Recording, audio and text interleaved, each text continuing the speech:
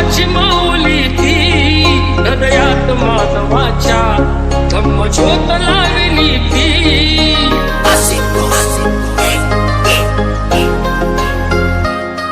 या सावलीत माझ्या विश्वाची माऊली ती हृदयात मानवाच्या धम्मज्योत लावली ती जग जिंकून झाले ते मित्र गौतमाचे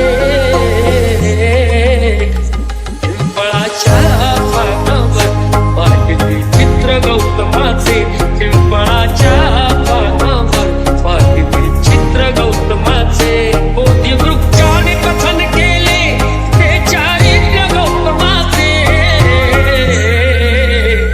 पिंपळाच्या पानावर पाहिली चित्र गौतमाचे पिंपळाच्या पानावर पाहिली चित्र गौतमाचे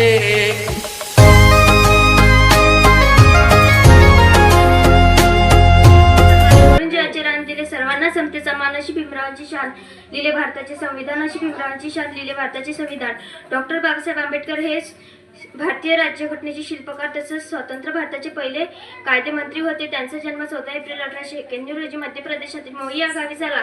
त्यांच्या वडिलांचे नाव रामजी तर आईचे नाव भीमाबाई असे होते. डॉक्टर बाबासाहेब आंबेडकर हे लहानपणापासून अत्यंत हुशार आणि महत्त्वाकांक्षी विचाराचे होते. त्यांनी उच्च शिक्षण बडोदा सरकारची शिष्यवृत्ती घेऊन पूर्ण केले. डॉक्टर बाबासाहेब आंबेडकर यांनी 14 ऑक्टोबर 1956 रोजी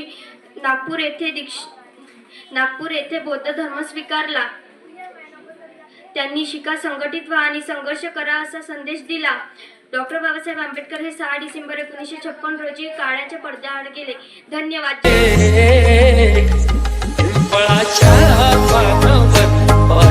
चित्र गौतमाचे पिंपळाच्या कसा असेल तो काळ, गळ्यात मळकं आणि कमरेला झाडू.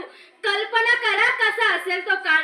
ते म्हणतात ना, एखादी रात्र तर जास्तीच काळोखी असेल तर येणारा सूर्योदय तितकाच प्रखर आणि तेजस्वी असतो. अरे, शूद्राची अवस्था म्हणजे किडा मुंग्यापेक्षाही बेकार असताना समाज व्यवस्था बदलण्यासाठी एक दिव्य ज्योत जन्माला आली.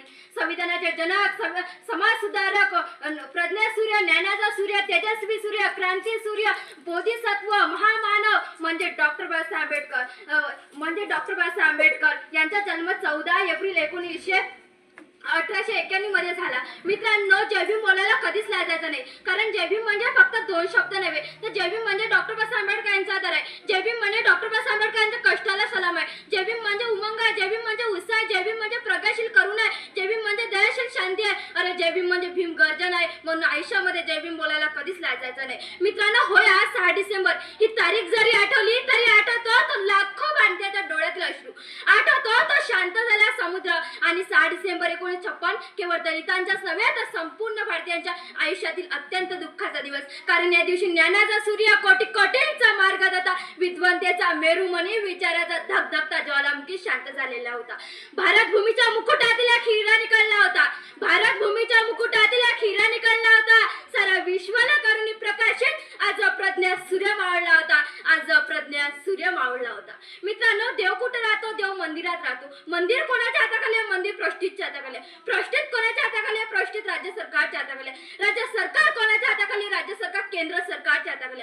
केंद्र सरकार कोणाच्या हाताखाली आहे? केंद्र सरकार राष्ट्रपतीच्या हाताखाली आहे. राष्ट्रपती कोणाच्या हाताखाली आहे? राष्ट्रपती संविधानाच्या हाताखाली आहे. अरे, मलाच नाही तर अख्ख्या जगाला दिसतं. बाबासाहेबांच्या मूर्तीकडे एकदा नीट निरखून बघायचं तर संविधान कोणाच्या हातात आहे? तर डॉक्टर बाबासाहेब आंबेडकर यांच्या हातात आहे. तर संविधान कोणाच्या हातात आहे? तर डॉक्टर बाबासाहेब आंबेडकर. मित्रांनो, बाबासाहेब म्हणतात फक्त लिहिता वाचता येणं म्हणजे शिक्षण आहे.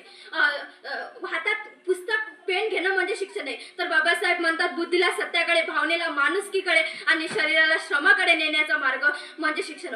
बुद्धीला सत्याकडे म्हणजे असं शिक्षण ज्यात तुम्हाला सत्य बोलावं लागते, सत्य सांगावं लागतं, ते शिक्षण तुमच्या बुद्धीला सत्याकडे नेऊ शकते. भावनेला माणुसकीकडे म्हणजे असं शिक्षण ज्यात माणसाचे कसं वागावं हे शिकवते, ज्यात जात, धर्म, पंथ, भाषा यावर आधाराला लढायला शिकवते. शरीराला श्रमाकडे म्हणजे असं शिक्षण ज्यात तुम्हाला तुमच्या न्याय हक्कासाठी लढायला शिकवते, ज्यात तुम्हाला प्रामाणिकपणा शिकवते. मित्र मित्रांनो एक प्रसंग आवर्जून प्रसंगी नोंदवे. मित्रांनो एक लहानसं पोरगं एका लेखकाच्या घरी जातो. त्या लेखकाच्या घरी सर्व महापुरुषाची फोटो लावली होती. ते लहानसं पोरगं बाबासाहेबांच्या फोटोकडे बघतो आणि लेखकाला विचारतो, दादा डॉक्टर बाबासाहेब आंबेडकर डॉक्टर होते ते नेमके कशाचे डॉक्टर होते? ते लहानसं पोरगं काय त्याला समजणार. तेव्हा लेखक सांगतात, बाळा तू जर एखाद्या विषयामध्ये भरपूर शिक्षण घेतले, तू जर चांगला शिकला तर तुझ्याही नावासमोर डॉक्टरी पदवी लागू शकते, तुलाही PhD मिळू शकते. पण त्या मुलाला डॉक्टर नावाचा अर्थ काहीतरी वेगळाच माहित होता आणि लेखक जे सांगत होते ते काहीतरी त्याला वेगळंच माहित होतं. त्या मुलाला समजला डॉक्टर नावाचा अर्थ फक्त इतकाच होता की जो पांढरा कोट परिधान घालतो,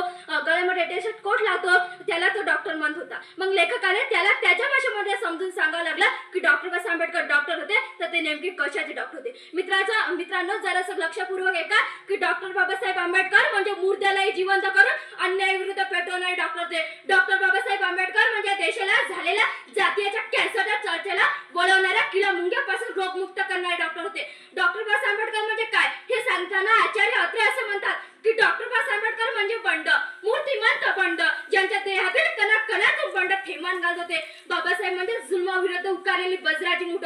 बाबासाहेब म्हणजे बाबासाहेबच, दुसरं नाव उच्चारायला जीभ तयार होत नाही एवढं सामर्थ्य फक्त बाबासाहेबांच्या नावात आहे. मित्रांनो बाबासाहेबांच्या जीवनातील एक प्रसंग आवर्जून एक प्रसंगी नोंद. इयत्ता 5वीच्या वर्गात शिकताना बाबासाहेबांना लहानपणी भीमा नावाने हाक मारायचे. हे भीमा नावाचं पोरग उमऱ्याच्या बाहेर बसून शिक्षणाचे धडे घ्यायचे, मात्र उच्च जातीचे पोरं हे उमऱ्याच्या आत बसायचे. एक दिवशी शाळेची तपासणी करण्यासाठी इंग्रज अधिकारी शाळेत आले. शाळेत आलेल्या इंग्रज अधिकाऱ्यांनी वर्गात बसलेल्या सर्व पोरांना प्रश्न विचारण्याची सुरुवात केली. वर्गात बसल्या एकाही पोराला प्रश्नाची उत्तर येण्याची झाली. शिक्षकाची तळमळ आणि धडपड होती. अधिकारी शिक्षकांना म्हणाले, तुमच्या वर्गातल्या एकाही पोराला प्रश्नाची उत्तर येत नाही, मात्र भीमा नावाचा पोरगा उमऱ्याच्या बाहेर बसून सर्व प्रश्नाची उत्तर देतो. इंग्रज अधिकाऱ्यांनी भीमाला जवळ बोलावलं. जवळ बोलायला भीमाला विचारलं, भीमा तू सर्व प्रश्नाची उत्तर देतो, मात्र तू उमऱ्याच्या बाहेर का बसला? तेव्हा बाबासाहेब उत्तर देतात, अर्थात त्यावेळचे भीमाला उत्तर देतात की साहेब आकाशात पक्षाचा विटाळा जमीला होत नाही, तळ्यावरती जाऊन पिणाऱ्या कुठल्या मांजरचा विटाळा त्या पाण्याला होत नाही, मात्र आमच्यासारख्या दिंदलकांचा विटाळा लोकांना होतो. या देशाचा व्यवस्थेला होतं म्हणून आम्हाला उमऱ्याच्या बाहेर बसावं लागतं. इंग्रज अधिकाऱ्यांची नामं निष्की होती. अधिकारी शांत झाले. शांत झालेल्या अधिकाऱ्यांनी भीमाला पुन्हा एक प्रश्न विचारला. भीमा एक शेवटचा प्रश्न विचारतो, त्याचं उत्तर आहे. सांग भीमा या पृथ्वीपासून सर्वात दूरचा ग्रह कोणता? बाबासाहेब उत्तर देतात, अर्थात त्यावेळेचे भीमा उत्तर देतात की साहेब या पृथ्वीपासून सर्वात दूरचा ग्रह कोणता ते मला माहित नाही, मात्र माझ्यासाठी सर्वात दूरचा ग्रह म्हणजे तू उमऱ्याच्या बाहेर असल्या पिण्याच्या माठ. ज्या बाबासाहेबांना पिण्याच्या माठाला हात लावू देत नव्हते त्या बाबासाहेबांनी भारतीय संविधान लिहून तुमचे माझे हात दिल्लीच्या तख्त्याला खेचून आणण्याचं, तुमच्या माझ्या हाताच्या मनगटात सामर्थ्य निर्माण करण्याचं काम केलं.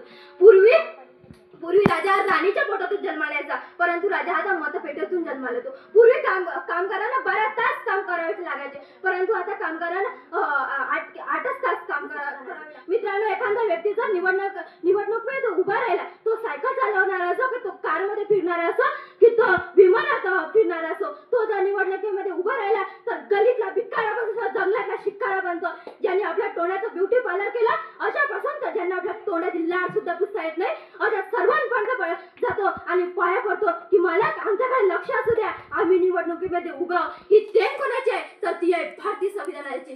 भारतरत्न बाबासाहेबांचे काम आहे खूप मोठे. भारतरत्न बाबासाहेबांचे काम आहे खूप मोठे. त्यांच्या पुढे चंद्र सुरेश होते. धन्यवाद.